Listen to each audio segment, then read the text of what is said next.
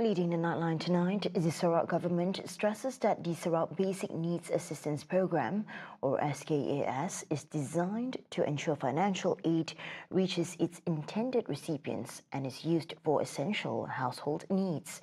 Sarawak Premier Dato' Pentinggi Tan Sri ABANG JOHARI Tunapeng says the approach is vital in addressing rising living costs while ensuring the state's revenue is shared more effectively with the people. ABANG JOHARI says the decision to channel SKAS assistance through the SP Global Digital Platform is aimed at improving transparency and preventing leakages in the distribution of financial aid. Dan inilah dasar kita di mana tidak ada leakage. Saya makai ada juga mati. Ingat tak satu Malaysia yang pakai cash. 3 hari ya cash dah habis.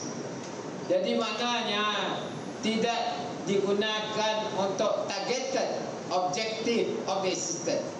Maklumlah cash dah datang, girlfriend datang, habis dah, habis. Jadi isi dapat beli gula. Jadi itu kita ada senarainya barang yang perlu dalam keluarga dan kita bayar direct.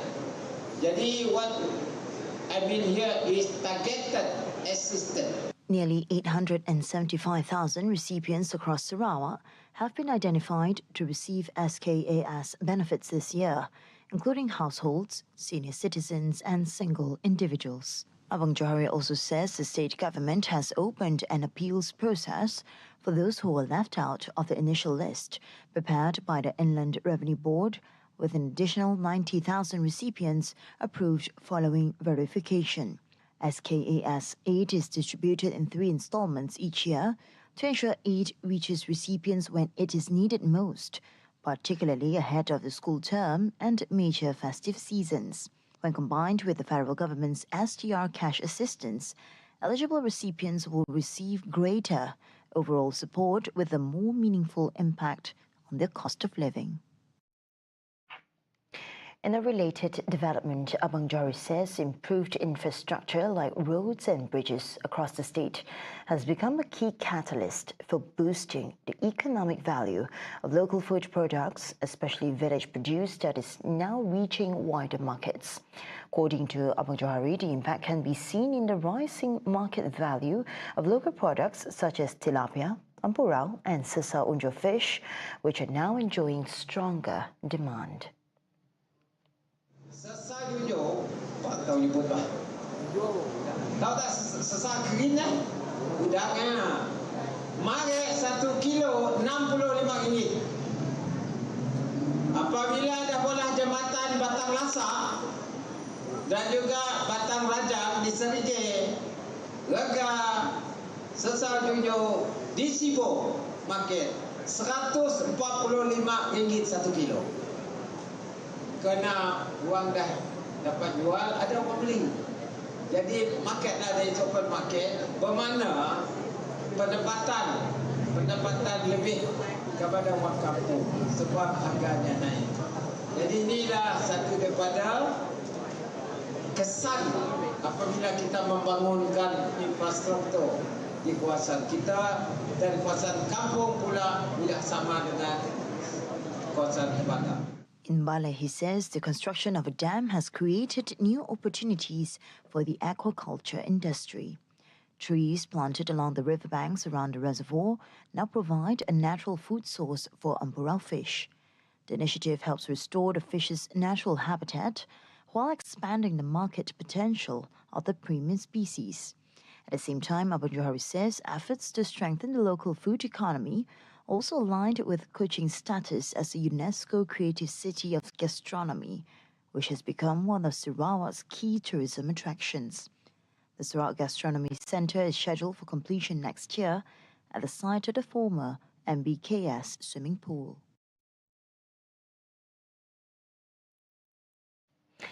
Malaysia has been entrusted with helping manage one of the world's largest gas reserves in Turkmenistan. Prime Minister Dato' Sri Anwar Ibrahim reveals the agreement was stamped during his meeting with Turkmenistan President Sardar Berdimuhamedow Mohammedow as part of his working visit to the Central Asian nation on Friday. Anwar, who is also finance minister, says agreements signed with the Turkmen government during his visit to the country would enable Malaysia, through Petronas, to participate in the development of major gas fields in a nation that possesses some of the world's largest gas reserves. Presiden Turkmenistan dan saya bersetuju untuk menjadikan Turkmenistan sebagai suatu medan perkembangan industri minyak dan gas yang besar, dan semalam beliau bersetuju untuk menyerahkan telaga simpanan gas di antara paling besar di dunia untuk diselenggarakan oleh Malaysia dan Petronas. Ini membayangkan keyakinan negara luar kepada kita, keamanan kita capai, perpaduan rakyat dan kesungguhan syarikat-syarikat seperti Petronas, kegigihan golongan profesional bekerja dan komited untuk membangunkan negara. Elaborating further, Anwar says the breakthrough stemmed from Malaysia's foreign policy of maintaining strong relations with all nations, regardless of geopolitical blocs, while upholding a neutral and independent approach. Turkmenistan, home to one of the world's largest gas reserves, has shown strong confidence in Petronas, which has operated in the country for 3 decades. Therefore, the development proves that Malaysia's commitment to strengthening diplomatic and economic ties worldwide can deliver tangible benefits for the nation. Petronas began operation in Turkmenistan in 1996 and has since developed a long-standing partnership with the country. Nearly 900,000 Sarawakians have benefited from the Sumbangan Tunai Rahmah (STR) and Sumbangan Asas Rahmah Sara aid schemes provided by the federal government this year, with a total value of 1.3 billion ringgit. Second Finance Minister Datuk Seri Amir Hamzah Azizan says the allocation is part of a larger 15 billion ringgit nationwide support program for 2026. Kita berharap mereka yang mungkin tak sedar, yang mungkin layak datang untuk register, dan kalau ada lagi yang tak, kita akan menolong proses itu. Untuk program SARA yang ada di Sarawak ni, kalau kita tengok dari segi pendekatan yang dibuat oleh kerajaan, kita menggalakkan penubuhan lebih banyak kedai-kedai yang masuk dalam program SARA. Bila kita mula program ni, dari segi seluruh negara, lebih kurang 700 kedai ada SARA. Sekarang seluruh negara hampir 13,500 kedai dah ada SARA. Jadi kalau kita tengok dari segi penggunaannya, senang sikitlah. Pasal lebih banyak kedai, terutamanya kedai kecil, yang telah masuk dalam program SARA. He also notes that new registrations for the aid have declined over the past 2 years, as most eligible recipients have already registered for the scheme.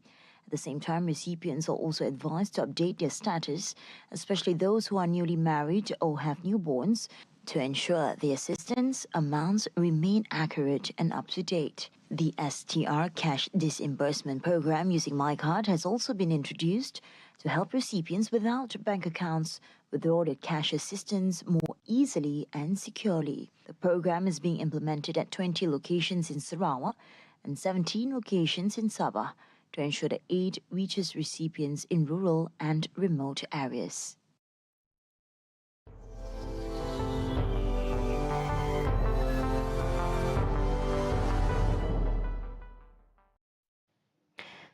Fresh Israeli airstrikes targeted more than a dozen locations across southern Lebanon early today, leaving 5 people dead. The deadly bombardments come less than 24 hours after a newly announced ceasefire between Israel and Hezbollah went into effect. State-run National News Agency reported 5 deaths in separate Israeli strikes across southern Lebanon, 3 in Arab Salim, 1 in Deir Zarani, and 1 in Duer after a drone strike targeted a motorcycle. امبارح قالوا وقف طلعنا على الجنوب الساعة 4 طلعنا من هون اليوم الساعة 6 كنا هون دار الضرب ما له رب هربت العالم كلها انه طلعوا فيهدني فالليل بالليل ما خلونا ننام بلشوا فينا بالمدفع وبالصواريخ ما احترموا حدا بالمره وصاروا يضربوا على الاهالي وصار وقف اطلاق نار طلعت العالم على بلاده والاسرائيلي اخترق وقف اطلاق النار ورجعت العالم على الايواء ورجعت على المدارس شو بدنا نسوي بوضعنا شو بدنا نسوي؟ On Friday, US and Qatari mediators had secured an immediate Israel-Hezbollah ceasefire following talks with Israel and Iran. The announcement came as Lebanon's health ministry said Israeli airstrikes and bombardment on the country's south and east killed 47 people on Friday. The worst violence since Washington and Tehran this week sealed a deal to halt the wider West Asia war. Israeli Prime Minister Benjamin Netanyahu on Friday reiterated that Israeli troops would stay in South Lebanon as long as necessary. U.S. officials, including President Donald Trump, have expressed frustration at Israel's campaign in Lebanon. Bolivian President Rodrigo Paz today has declared a nationwide state of emergency. He's accusing narco-terrorist groups of orchestrating an attempted coup after weeks of crippling roadblocks and unrest, and vowing to restore order while urging remaining protesters to stand down. Lo que hoy enfrenta Bolivia es una estrategia organizada de desestabilización contra la democracia y un gobierno constituido. Debemos llamarlo por su nombre. Es un intento de golpe de Estado desde el narcoterrorismo contra un gobierno democráticamente elegido. A quienes todavía mantienen bloqueo les digo con claridad, aún están a tiempo de desistir voluntariamente. Si tienen demandas legítimas, las puertas del diálogo seguirán abiertas como lo estuvieron desde el primer día. Pero quienes persistan en bloquear, destruir, agredir, intimidar a otro boliviano o desafiar el orden constitucional deberán asumir las consecuencias legales de sus actos. Hundreds of Aymara farmers in red ponchos lost their patience as they demanded that leaders toughen protests aimed at ousting centrist US-backed President Rodrigo Paz. Food shortages continue across parts of Bolivia as roadblocks and protests stretch beyond 45 days. Long lines form outside markets and distribution points as residents seek basic supplies amid disruptions to transport routes, shortages of fuel and other essential goods, growing concerns over the country's prolonged political and economic crisis. Meanwhile, Australia has confirmed its first detection of the highly contagious H5 strain of bird flu, marking the virus's spread to every continent. Agriculture Minister Julie Collins says the virus was found in a migratory seabird, a brown squaw, in remote Western Australia, with results confirmed by the National Science Agency. Another bird from the same area, a giant petrel, also showed a suspected positive case. Authorities say Australia was previously the only continent free from the H5 strain, which has caused widespread deaths among poultry, wild birds and some mammals globally.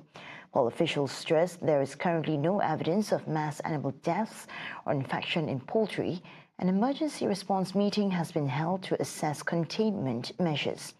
Prime Minister Anthony Albanese described the detection as concerning but expected, citing the role of migratory birds in spreading the disease. Scientists are also warning of potential risk to Australia's unique wildlife, with plans underway to protect vulnerable species, including the Tasmanian devil, black swan and little penguin.